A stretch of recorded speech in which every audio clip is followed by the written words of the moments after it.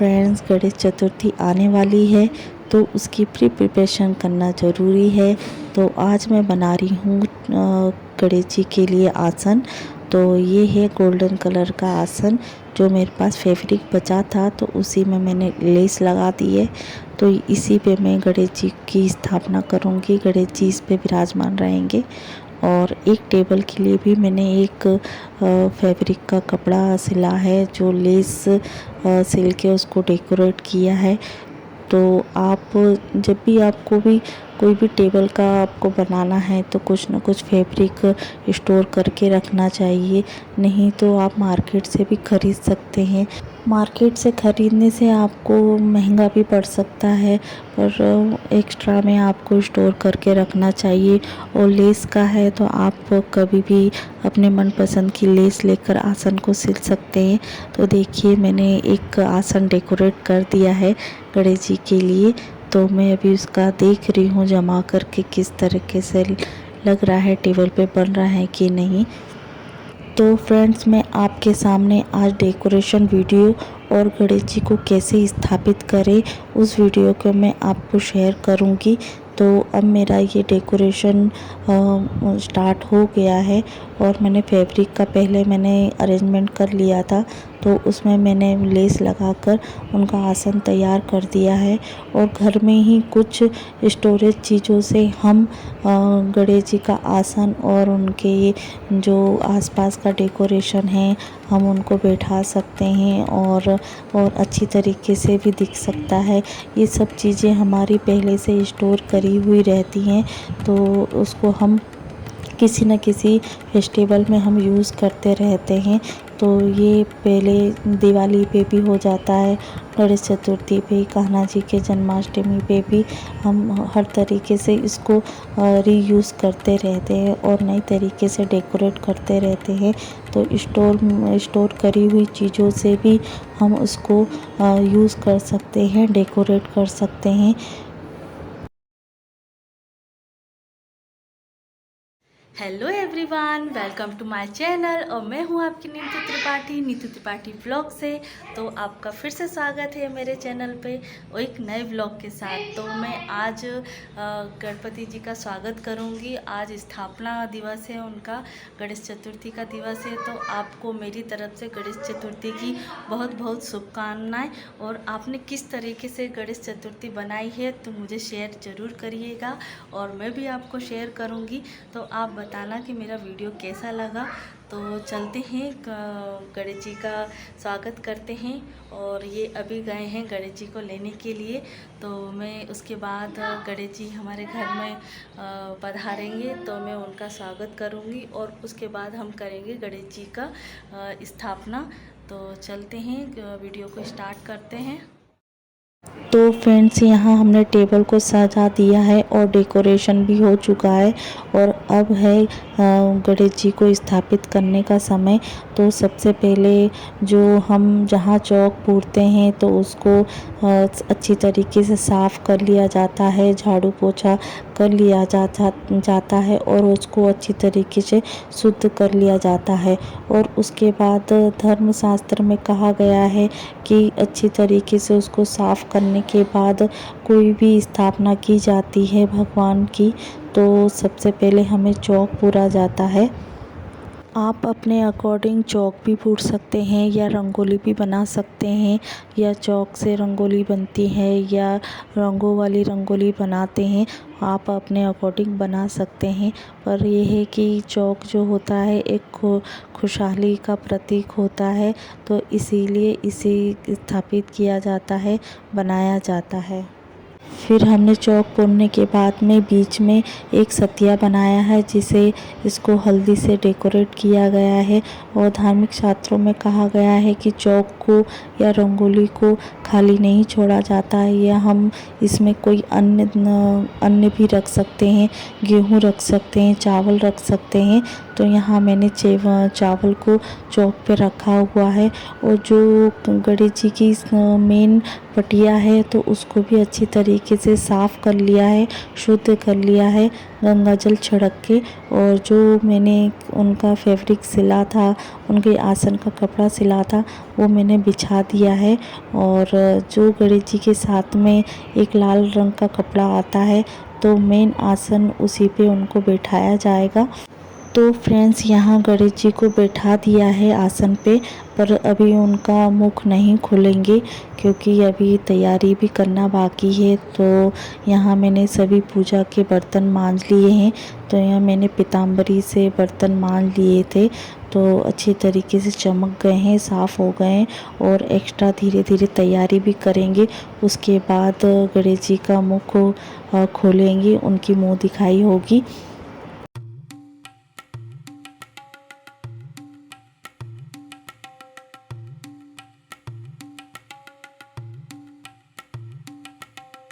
तो फ्रेंड्स, यहाँ गणेश जी के साथ में 9 ग्रह को भी विराजमान किया जाएगा। हम हर साल गणेश जी के साथ 9 ग्रह और कलश स्थापना करते हैं। तो सबसे पहले 9 जो पान के पत्ते हैं उनको रखेंगे, अच्छी तरह से धो के साफ़ करके रखना है। तो 9 ग्रहों को स्थापित करने के लिए जो अक्षत रहते हैं, पीले चावल होते हैं, उसको थोड़े गीला करके रखे जाते हैं।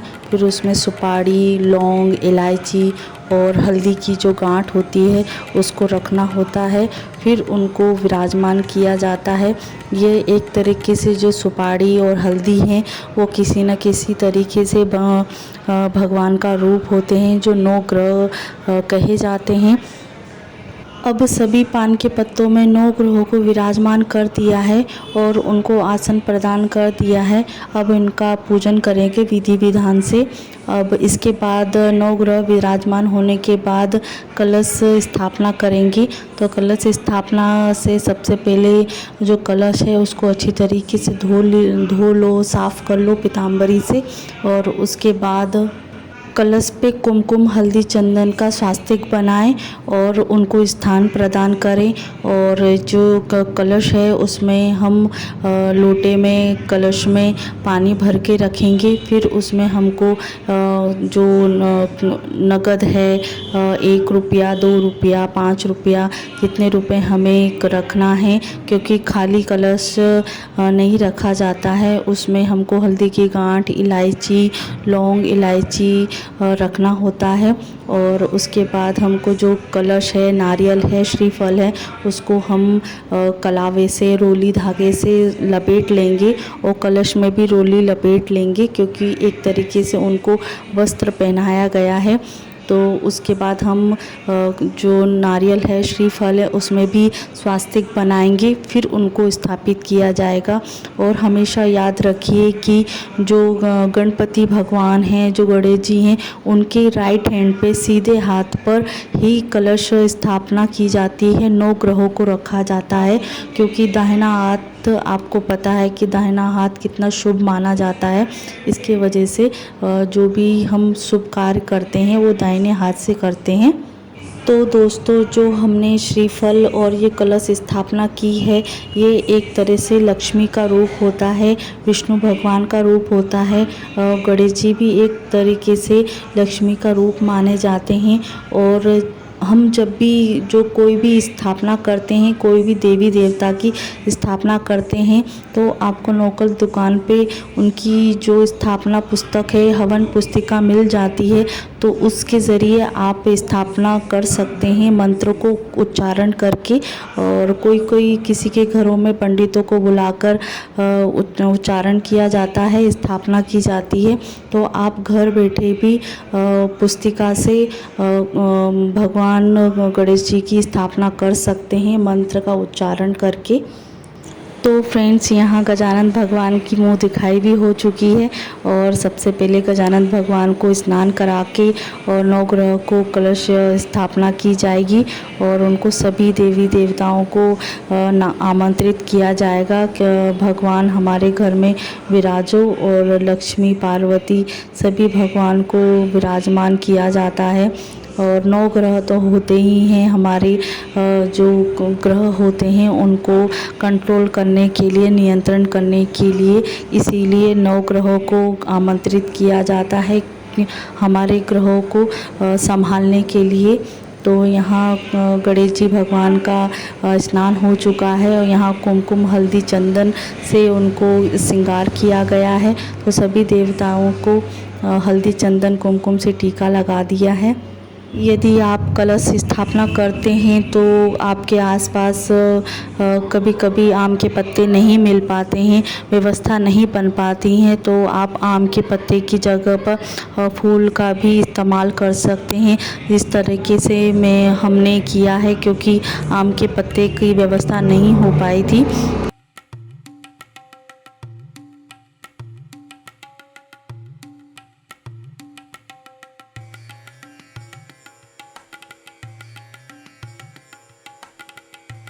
तो फ्रेंड्स, यहाँ गजानन भगवान का श्रृंगार कर दिया है और फूल माला से सुशोभित कर दिया है।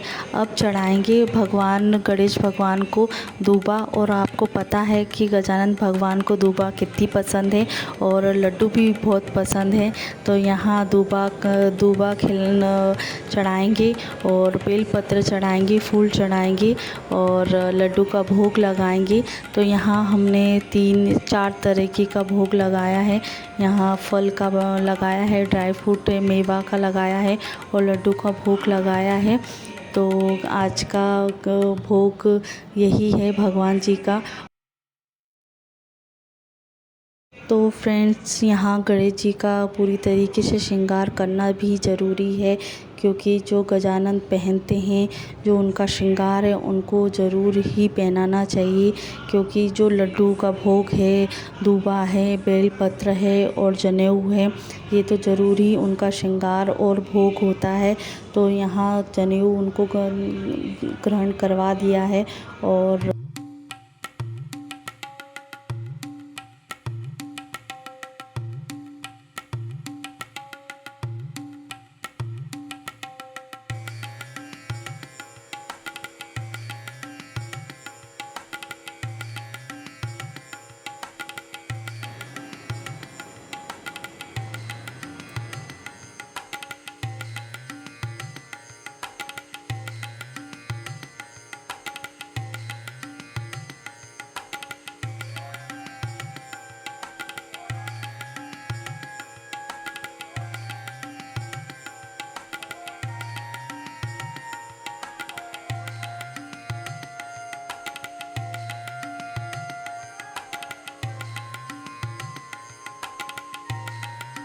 तो फ्रेंड्स, यहाँ भगवान जी को बीड़ा खिलाया जा रहा है और यहाँ 9 ग्रहों को भी और कलश पे भी को बीड़ा खिलाया जाएगा।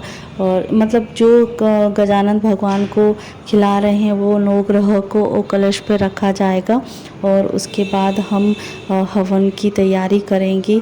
जो अग्यारी दी जाती है, ओम गणेशाय नमः, ओम गणेशाय नमः का जाप करते हुए अग्यारी दी जाती है, हवन सामग्री डाली जाती है और तैयारी करते हैं गणेश भगवान की पूजा करने के लिए।